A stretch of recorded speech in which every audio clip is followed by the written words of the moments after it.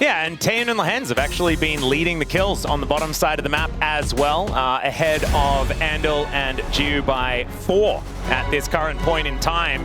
And if you put into context the fact that they didn't start off necessarily all that strong, then that is only more impressive that they've been able to string that together. Let's see whether that is going to continue as we dive into the draft here for game number 1 of this best of 5. The last match of the play-ins here at the LCK Cup. And DRX do have the rock ban position, which is just often the first ban. It's not going to be this time, though. Nico going to be taken away. Yeah, Nico's kind of in this weird spot where, you know, we do see a ban in the first rotation, a moderate amount, but not super common, and not on the same level as things like Jace, Malphite, Rumble. And the fact we're also seeing a Jarvan ban, instantly this is not like a typical set of bans we get. Bard as well. So immediately I'm thinking, what's going to be left open? You know, Rumble, Jace, Azir, Orianna. Something's going to slip through. And the question really is just going to be what is going to be left available. With Rumble coming through. Oh, this is interesting. So now it's Jace or the Malphite situation. Yeah, Jace, Malphite, Azir, Orianna, Ryze. I think mid lane probably is going to leave them open and available. Yep. I think Malphite we've seen, even though it's been banned a ton, it kind of hasn't always been super successful. So maybe Jace is that it's been banned more and it's the higher priority ban. Or maybe if there is a mid that you really are concerned about, Xin Zhao. So much available right now that we typically see banned out. And DRX will first pick Orianna because it's UCal. It's what we've seen so many times. I hope that it is not the case, but at this point in time, you've got Malphite into Jace, and Sponge has really been prioritizing the Jace. This guy in the Kesper Cup, I'm pretty sure, is where he debuted it. Actually looked very good on the champion.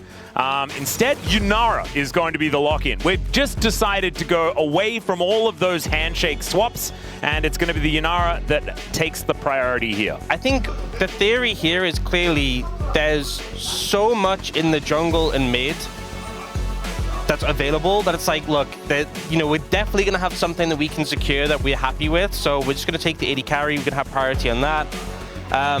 It does give Nongshim 2 picks now to sort of select what we want to run our composition with, what we want to go with, and they're going to go with the Ambessa. So again, with so much available jungle mid, we do finally get a look towards that with the Orianna coming through.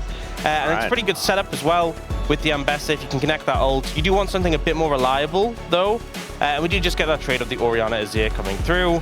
Yep, so a lot of team fighting power here from DRX, but we know that UCal doesn't necessarily like this side of the matchup. We've actually seen Oriannas do pretty well into the Azir at the same time, so probably not feeling super psyched about this particular lock-in. Yeah. I'm wondering about the Lulu situation, because Lulu value kind of massive on both sides, given Yunara Lulu's success that has been had here in the LCK, and also Ambessa and the Lulu together has been pretty powerful. I feel like you do want to grab jungle here, though. I mean, there's Vi available. Not just like the Malphite Jace, but Vi as well. So there's lots of options there. But they actually go for the Nautilus here. So not only something that obviously has a lot of value, we've seen prioritized a lot in terms of lockdown, but just denial in the sense that you can't pick it into the Yunara. I've seen it a lot as that point and click CC. And I wonder here for Nongshim, do Nongshim pick the Vi to have? I was going to say, isn't it just like a free Vi angle? Yep, rock! And Sponge is going to take the Malphite. Okay. Yeah, I mean, this obviously can be flashed by the Yunara, but it's still, you know, if you're playing around that flash time, if you get hit by the Malphite ult and the Orianna ult is there, it's just game over. It's going to be a rough time. Renekton going to be banned away here as, man, this core is kind of ridiculous because Malphite Orianna together is kind of like the even older version of the Nocturne Orianna combo, as the good old Unstoppable Force Shockwave is very, very powerful. If you manage to catch them all in there, the Wombo combo potential kind of gigantic. As Leona going to be taken away from Lehens. Of course, Lehens, a bit of an eclectic player, so going to get some different bans thrown his way. But Leona is relatively standard, but certainly one that he does like to prioritize, especially when he wants to get out of lane, as there is the Mundo. We've seen that as an answer. I think Cuz brings it out into the Malphite whenever it does happen, but any sort of tank kind of does okay into the Malphite is what we've kind of seen. Yeah, does a pretty good job of kind of just matching him. We've seen like Sejuani as well be something that's picked into it, so could pick that too. We'll see what Nongshim opt to go for. Obviously, they know the bot lane from DRX here, so pretty safe to just pick whatever they want in this situation. Yep. And you could decide to go with something a little bit more explosive. They have a lot of team fighting prowess for later on. And so I think the Lucian does make a fair bit of sense here. They could just, I mean, they have a lot of engage. They could just go like Lucian Braum if they want, knowing that the Nautilus is the opposition, and have a pretty strong 2v2. They don't necessarily need the CC engage since they have so much from the top side. And now for the side of DRX. Oh, are they going to do the Raptor tech? They could theoretically go Nautilus jungle. As Pantheon instead, certainly high on the tier list at this point in time, doesn't exactly do the greatest into something that really wants to stack armor. There is the Gwen matchup into the Ambessa. This is a lot of fire on that top side of the map. So Rich up against Kingen going to be a interesting one to watch, as interesting as top lane matchups can get. Yeah, I think we've seen the Gwen into the Ambessa a good amount from players like Zeus and Keen, a matchup that used to be Ambessa favored, but we've seen some of our top laners taking the Gwen and performing pretty well on it. I do think having more carries is important for DRX. Even though we talked about having the tank in the jungle into Malphite, I think having like the Gwen in the top lane means that even if Yunara does get exploded, you still have a Gwen who can potentially clean up the fight. Yep. Is that important insurance. And it's also Taeyeon's worst nightmare, having watched Dudu yesterday and what he did to him on a pretty fed Kai'Sa that couldn't quite get it across the line. So, DRX with some options here, but man, it was a smorgasbord of picks. As far as a game one is concerned, this draft is chock full of the tier list champions. And let's see whether it's going to be enough to pick up a win on either side. I think that Nongshim did manage to get a little bit more of the buffet, you could say, with both the Malphite and the Orianna Ambessa, with Lucian Braum, which are still quite strong. On the other side, DRX with the Azir Yunara being sort of the biggest ones out of the likely to be banned champions, and Pantheon sort of teetering on the edge. So I think we'd probably give it to Nongshim as far as the value of the draft. I just don't know whether it necessarily means that it's a winning draft, right? You can pick a lot of tier list stuff, but that it does need to work together. There is wombo combo potential, but can DRX just win it based on the fact that they have a lot of tools? Yeah, I think it really comes down to the Pantheon pick, because you have so much more early agency compared to the Malphite, right? Because the Malphite is just a rock. A very stationary rock until level 6. Yeah. Compared to the Pantheon, who from level 3 onwards... He goes from a rock to a rocket. There you go. Compared to the Pantheon, who has so much agency from level 3 onwards, and even at level 6, as much as Malphite has that ult pressure, Pantheon gets like the global pressure available. So really, I think it's a matter of, can you outpace the Malphite, get your lanes ahead to the point where the only response Nongshim can really do is like, okay, we have team fighting power, but we're too far behind. Maybe even if they get that combo off and kill the Yunara, the Gwen Azir are too much of an issue to really stand up. So I need to make a public service announcement, and that is, could all wolves please come to the caster desk, because there is something that you need to talk about. There is another one. Oh man. Another incident. Another toilet issue. This is one of the largest wolf pet peeves that we have. I mean, I think there are 2 massive pet peeves that exist. Yeah, there he is. I know. He can't handle it. I'm glad he's got a very large space to freak out in, though, because he needs it. He was bouncing off the walls the last time. Full of frustration, and it's just not really what we want to see. Just make sure you go to the bathroom before you sit down. Guys? I don't know whether we should be naming and shaming. I do know who it is. Wow. You do too, because it's there in the prompter. It's right there. We might have to reveal that later. But yeah, this is it's just sad that it continues to happen. Yeah. Wow. All right. Well, we're resuming now, and so Taeyeon has sat back down into his chair, and we will be getting on to the Rift shortly. Let's hope that he has relieved himself and ready to play some very good League of Legends. I feel like the way I said that sounded weird. I appreciate the giggle, but it only emphasized the weirdness. And all right, let's get into game number 1 here. LCK Cup play-ins concludes after this best of 5. Let's get into it.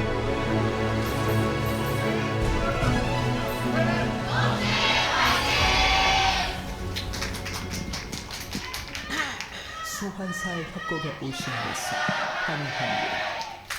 All right, ladies and gentlemen, here we are. Onto the Rift for game number 1 already. Wolf very upset because of the toilet issue. We now need a Chemtech Soul, because then it would be the Orcs issue of not paying attention and causing Chemtech Souls. It's not going to be, because the first is going to be that. But that would mean that then we'd get, you know, Mega Cones for Valdez, and we could use Mega Disengage Cones, and it'd make him very upset. He's also hosting today, so he'd be able to be here to be live upset, you know?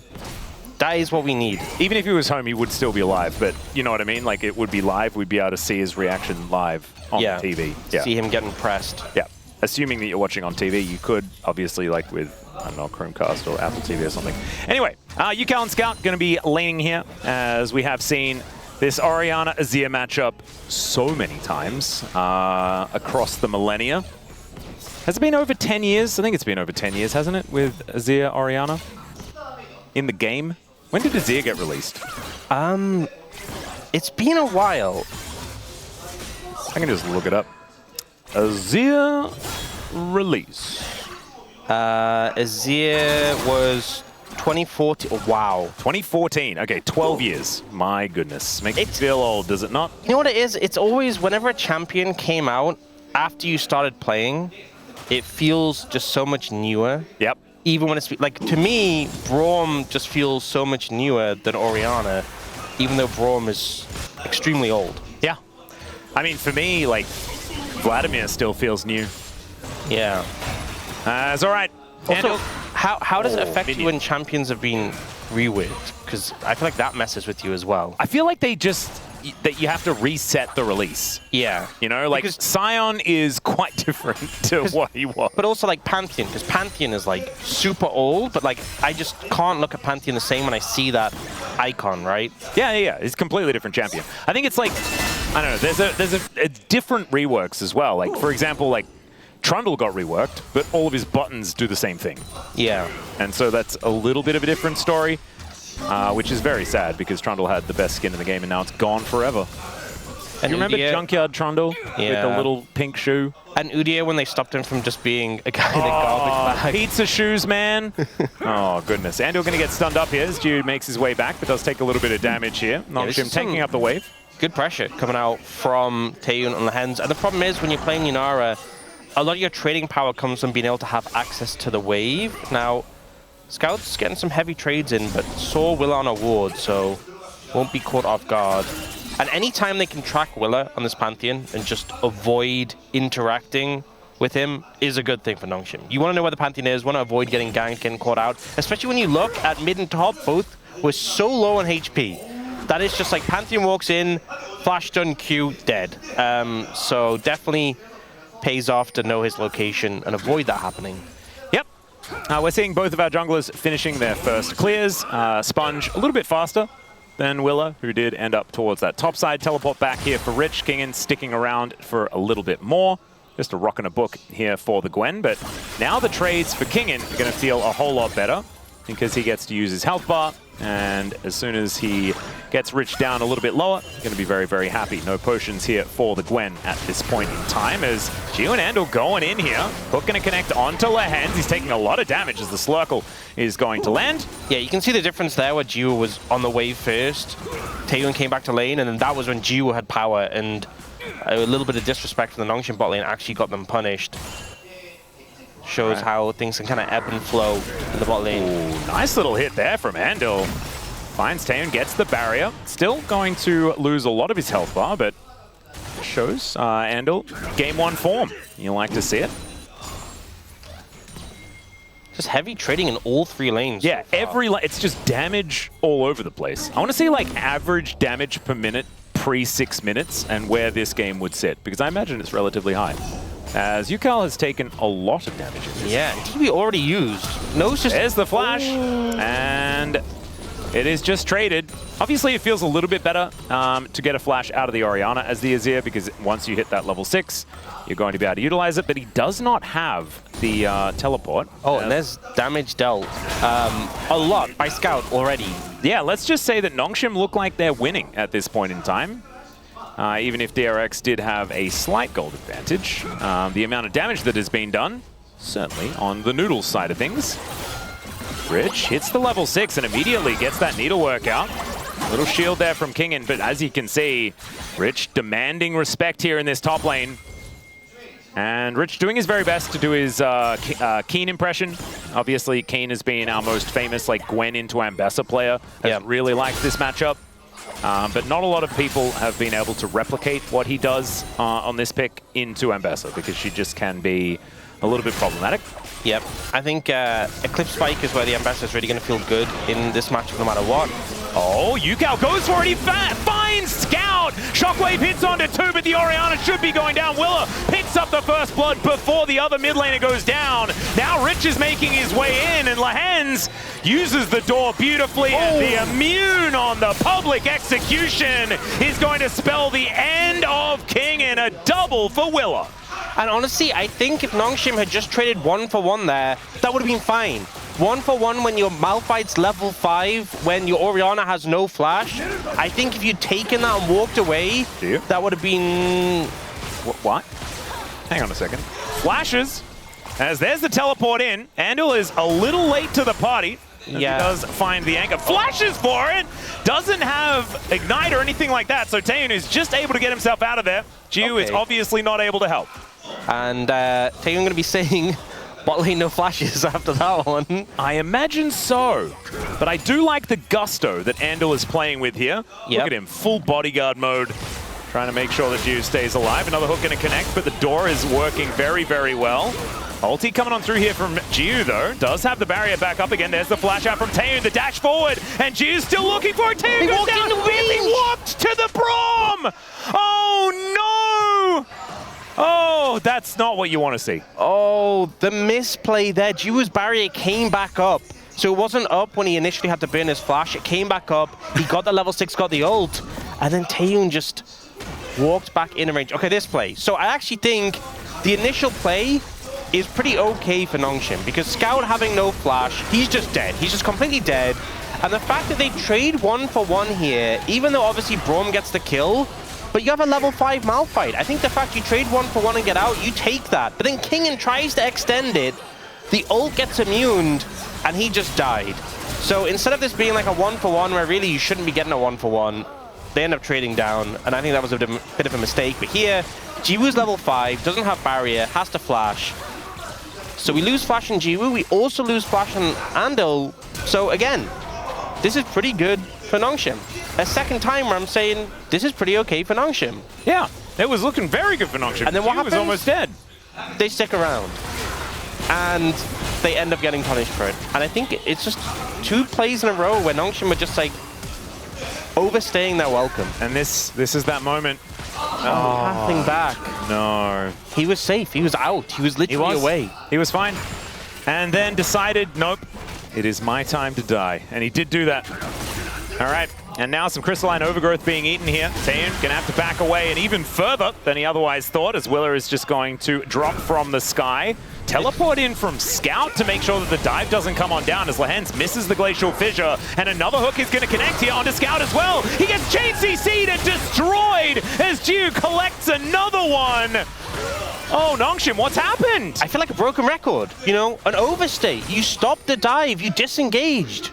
Job done. Oh my god, do you know what this is? Oh, it's never mind. I'm gonna have to hold my thought here as another redive is going to come on through. Another hook's gonna land, of course it does, as it's magnetized when it's Andal. He tanks up the turret, and 2 swift kills onto that bottom lane again. It's like they're refusing to take these little advantages. They're like, we need more, and then they're paying for it. They stopped the dive. It was a great read. It was actually a great read that Taeyun moved away from the tower. So they couldn't pull the dive off. They prevented it. They mitigated it. But they're like, no, we need more. We TP'd Orianna down. We have to get something more from this. Like, Taeyun's already moved away, so the dive is a failure. Yeah. And it's like, okay, job, this is a success. You've wasted their time. You don't need more than this. But they're like, no, no, no, we have to get more. Scout walks in. Scout's dead. And walking blind into a Nautilus is just never a thing that you want to do. Yeah, and now because of this, everyone dies. And it's just, you need to just take the little advantages. They're being so greedy. There is a rock on the way. Unstoppable Force, and that is a very dead Gwen. Beautifully played there from Sponge. Picking it up with that first ulti, that is what you want to see. This is what I wanted to say before though, Orcs. because we had some feedback yesterday. I think you were quite adamant about this little kerfuffle that we like to say, losing the game on a scuttle crab. Yeah. Which did happen often. Yeah. What has happened this time around is DRX are like, you know what? Why don't we kill the bad guys before they can even go to the scuttle crab? And therefore, we will not throw the game on the scuttle. We'll do it under the enemy turret instead. They figured out there's no scuttle crabs under the enemy turret. Exactly. So, problem solved. Absolutely genius. You know Have you seen any kerfuffles around a scuttle this game? You know what Nongshim need to do? They need to pick Syndra. They need to pick up the scuttle crab. Oh my goodness. And put it under their tower. That would be genius. Because DRX would have no idea what to do. You're like, oh no, you've countered our plan. We'll never even, what, are we even supposed to kill the Nexus anymore? I don't even know. That's the solution. But now we have a situation where Yunara is 1,600 gold ahead. And at 11 minutes into the game, guys, that is a very large portion of the amount of gold that he has. That's substantial. Yeah. That means Caulfields versus Kraken Slayer is the combo. Okay. Needlework is going to go completely wide. Yes, we've hit the Eclipse part of the game for the Ambessa. So, yeah. Malphite ult up in 3, 2, 1. Rich has flash this time. Let's see whether he flashes it. And he doesn't. He's just dead. Sometimes if you just go point blank, the rocket will land. Yeah. Yeah. It's also, it's kind of tricky because there can be times where you flash it and you end up still getting hit by it because it's quite wide. Yeah. Also, at that HP, you could just die anyway. So I think holding the flash, even if he did have the hands to avoid it, I think he was probably still dead. Yeah, like, it is hard at point blank. It is hard at point blank as well, so... Well, now Kingen is becoming a problem, as he has reached almost a 600 gold advantage. He certainly will get there with a plate or two. Yes, he has hit full build on Ambessa. You have Eclipse. So. And Riftmaker not done yet here for Rich either. And so we wait. Let's see whether... 2 levels up. Yeah. I feel like win conditions are on opposite sides of the map for these two teams. And you know what? This game? I'm really glad we're seeing this because I think one of the issues I had with Nongshim series yesterday was that against Dudu, Kingen just wasn't really given favor in draft or in the matchup. And we had that Sion game where he took Ignite and was getting solo kills into Gwen, but he's playing Sion into Gwen. And I think it just felt like he was never given the opportunity to really show up or have a matchup where he can do something or have an impact. So, you know, I'm glad he's getting the opportunity to do so now, getting some resources from the team, and hopefully he'll be able to do something with that. I have a question. Why would DRX pick Scissors into Rock? Yeah, that's a tough one. This is from chat. They're all talking about it, and it makes so much sense. I also don't understand. I didn't see that it was that obvious, you know? I could feel it in my bones, in my waters, but I didn't know exactly why, and now I understand why. Where is the paper going to come from? Because that is exactly what DRX need to find. I would normally think that it's Lee Sin with his safeguard, leaving little bits of paper on his teammates. Well, Lehens is playing the Santa Brom skin. So he's probably going to have a lot of wrapping paper. That's true. Yeah. So cutting the ribbons open and the presents, Rich is going to be great at that. Unfortunately, they're on opposite sides of the map. Well, Rich is not as immune as he wanted to be here, but there is a Pantheon coming down and he keeps himself alive. There is the stun and Kingen solo goes down. Yukal gets in there, pushes Sponge back, and Rich gets his revenge. 3rd time in a row, it gets a little bit telegraphed, a little bit obvious. Yeah. And this time, Scissors beats Rock. Maybe that's what it is. I didn't know that's what happened when you played too much rock, paper, scissors. All right, we're going to fight in this bottom lane as well. Lehen's taking a fair bit of damage here as the exhaust is down onto Jiu. That does help mitigate some of that, but there is still a huge lead between these 80 carries, and fighting 2v2 is not recommended. Ow. As, the Arc of Ruin comes on down, and more plates are just evaporating from this turret. Hook gonna connect as Jiu gets in range. A lot of damage here, wants to be able to get the kill. Andel's down already, though, as Tian flashes. Jiu picks up the kill, and now Tian's trying to deal with these minions. One auto from either team. Oh, That's cheating. Willa just walks in. Unfortunately, Jiu called his cousin, and so that fight is not fair. It's not playground rules. Look, Taeyeon's like eyeing up Jiu, like, can I do it? Can I take him? Yeah. The answer's no, by the way. Jiu has barrier. But Willa just walks in like, don't worry, little bro. I've got this. Yeah, you bid everything on the Gwen. The Gwen didn't die. And then the backup shows up, and it just backfires massively. I imagine Kingan's like, what else you got, Sponge? And Sponge is like, I'm playing Malphite, man. Like, I don't know what you want from me. I've done everything I can. This ends up super hectic, this bot lane 2v2. But we don't get to see more. Yeah, another fight to come on through here as the exhaust onto Scout. Let's see whether he can get much done with the shockwave. It hits 2 as the unstoppable force. As soon as it's used to escape, you know everything's gone wrong as DRX move to a 5,000 gold advantage. I'm not convinced Willa actually takes damage. Like, I know he has an ability that blocks damage, but even when he's not using that, I just don't see his health bar really move very much. So I'm a little bit concerned. Snip. Snip, snip, snip. Okay. Maybe Kingan's paper. As Taeyeon is dead. All right. Jiu just killed him. Oh dear. We need to get into Chijijik or Soup and just tell everyone to stop watching.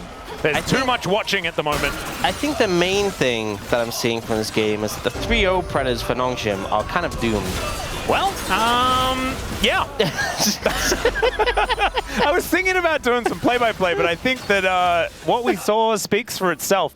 For those radio listeners at home, Kingan just died under his turret without being able to do anything at all. Yeah.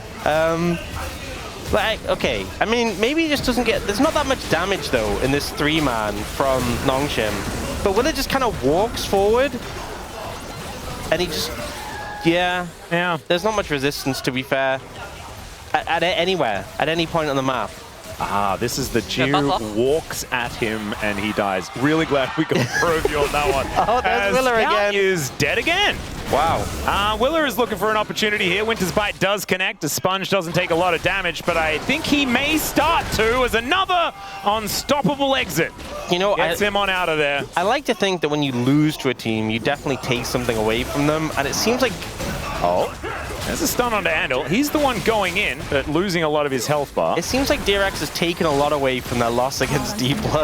Yeah. They clearly just went, you know what, guys? Joker actually spoke about this in the interview afterwards. He's like, we've identified a lot of things. Like, we're just going to stop throwing the game at Scuttlecrab. And do you know what they did? They didn't throw the game at Scuttlecrab Orcs. You know what? I think they just watched what D+ did and went, guys, let's just do that. Oh, yeah. We're supposed to cataclysmically win in the first 10 minutes of the game. Wait, guys, why don't we just stomp them into the dirt? And they're like, whoa, what did we think of that? That's so good. All right, I'm glad we saw the setup for the replay there as well, as we're going to have a look here on this bottom side. We are getting the setups for a lot of these things, as obviously it is a lot of action in this game. Yeah. I kind of wish Malphite also said cowards as the old sound. The old sound. Oh dear. That is, so he has hit 2 ults onto Rich for kills in the early game. That's definitely good. But unfortunately, that has been mitigated by 2 sad ults.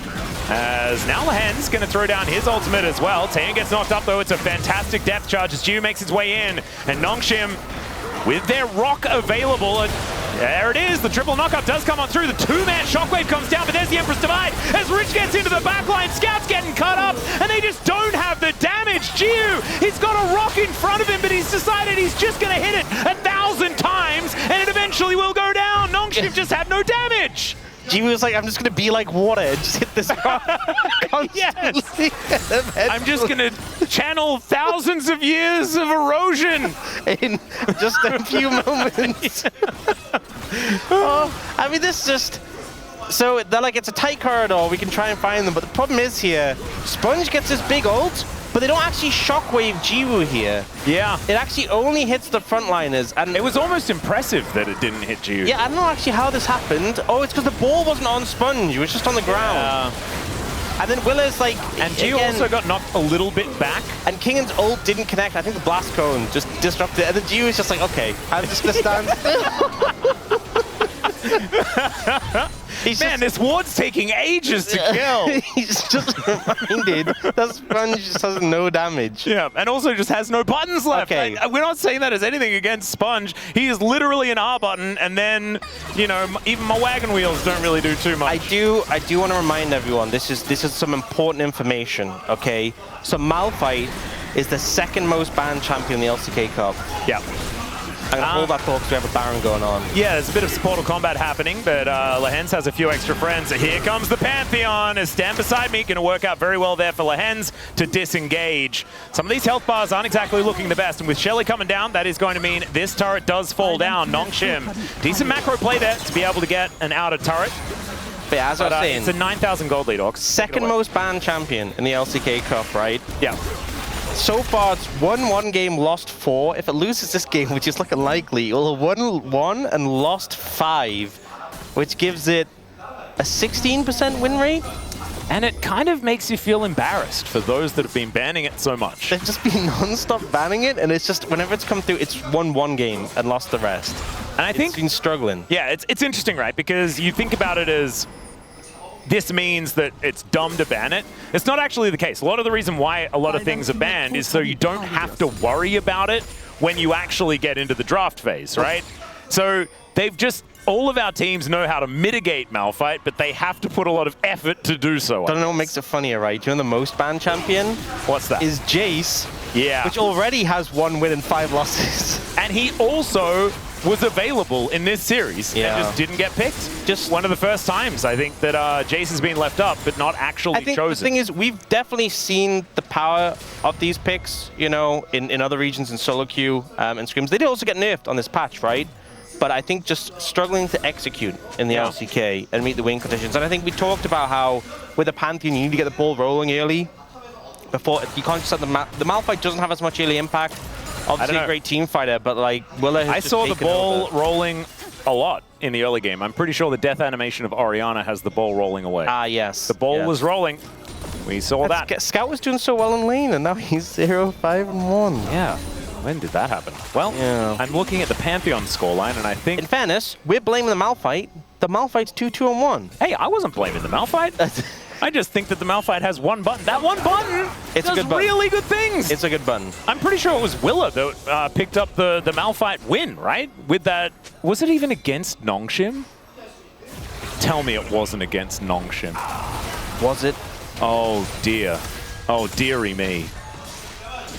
That would just add too much poignance. Sometimes there's enough poignance, and I think this series has enough of it. As Willa and Jiu getting to work on this Baron, but that ward is doing a lot of work here. Nongshim, do they actually have any... No, it was against Bro. It was against Bro. Oh, it was against Bro. Okay, never mind.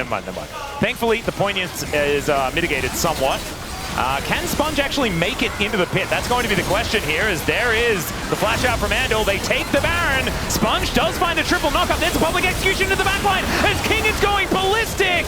The rock does go down, but Gio is still alive, and Kingan's wiped out. The wallets, ladies and gentlemen, are full of gold bars. And if you didn't know, they weigh a lot, like a really large amount. And DRX just clobbered Nongshim with theirs. And I think in that moment, you could see exactly what Nongshim wanted to do, and if there wasn't such a mammoth gold lead, what hopefully would have worked. Yeah, I think like Kingan's angle was absolutely phenomenal in there. Like the teleport onto that one pesky ward that DRX didn't do their homework. They got the combo. Yep. They got the combo in, big damage. Jiwoo would have died if he wasn't super fed with a shield bow. Yeah. But he is super fed with a shield bow. Yeah, shield bow. Yeah. 7, 0, and 5 amounts of fed. Yes. So now he's got an Infinity Edge. The good news about the Infinity Edge, no defensive stats. Yes. He's just as killable as he was. Yeah, which was already which is not very much. Yeah. Yeah, no, you're right. Okay, that doesn't help, does it? 3 levels above Taeyun. How does that happen? How much gold does Taeyun have? Because I'm pretty sure it's not 5,000. Down 5,000.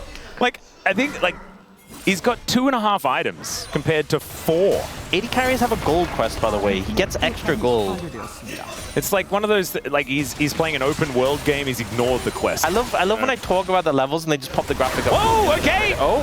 He's killable now as is 1 versus 4 with, yeah, everything thrown at him. There you go. Kitchen sink, the direct counter to Yanara. There we go. That'll stall out a little bit the push from DRX. Without an AD carry, I don't think they can go too aggressive with this Baron. The thing is, cracking the base already. Oh, Sponge is getting... No, but Scissors is bad against Rock.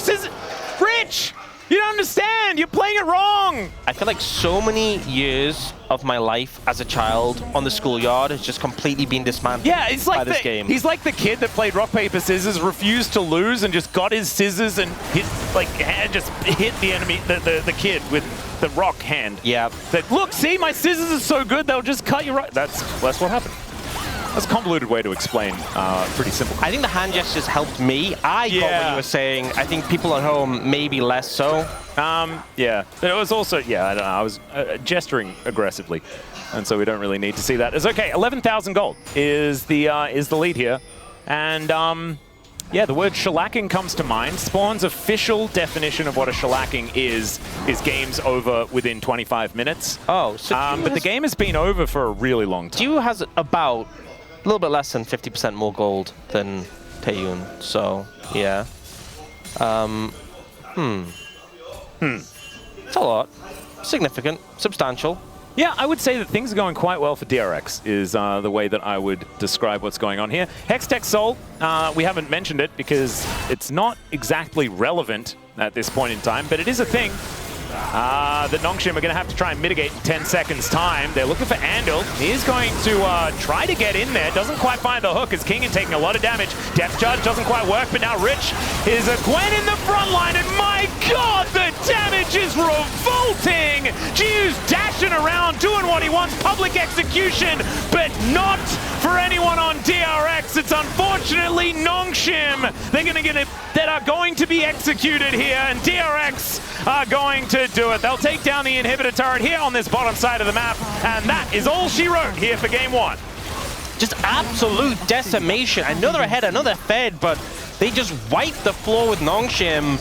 And considering how favored the predictions were towards Nongshim, I know, coming into this, you'd think they'd have to be a complete moron to predict DRX in a series like this. For this team, feels like he's sort of one of the boys, and the way that he gives feedback has been, like, very effective throughout the LCK Cup so far. So DRX with Rich doing massive amounts of damage, kind of insane that Gio had a 5,000 gold lead. Rich got abused in the top lane and then got bailed out and just did so much work in the late game. I can say one thing after that game. I don't think Joker's going to need to give much feedback. No, I think the feedback is good job, guys. 야, 나오면 나 바로 공부할 수 있긴 한데 이거 구에 자리 잡을 때 여기 박자 얘들아 여기 박자 구해도 와줘 앉아 우리 텔 옆에 봐도 그냥 앞에서 레이스 봐.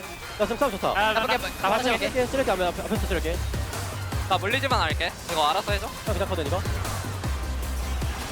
빨리 서 있어 아 이거 끝났어요 나이스 나 궁칠게 그냥 도와줄래 이거? 도와달래 2초